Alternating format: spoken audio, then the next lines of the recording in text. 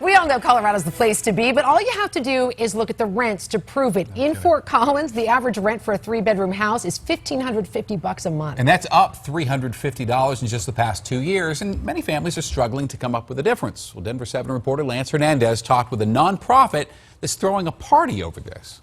It's called a rent party. The nonprofit Neighbor to Neighbor says the host invites guests, friends or neighbors, and midway through the party passes around a hat seeking donations. The guests contribute whatever they can.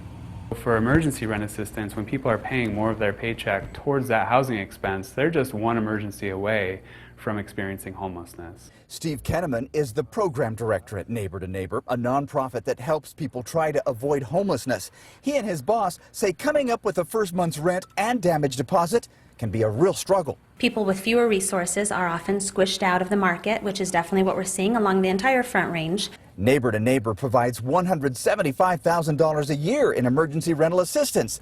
There is a need for at least $40,000 more. That's why they're sponsoring rent parties. This woman is a beneficiary. I know it's helping a ton of people. I just wish there were more places, more of these.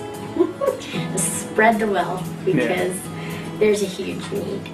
Renters who receive the help are grateful. Becca, a single mom, wrote, "Thanks to all the help that I received from Neighbor to Neighbor, my kids and I are not in the streets." In Fort Collins, Lance Hernandez, Denver 7. Interesting idea, and anybody can host a rent party. Neighbor to Neighbor will help with the invitations, the marketing, and the outreach.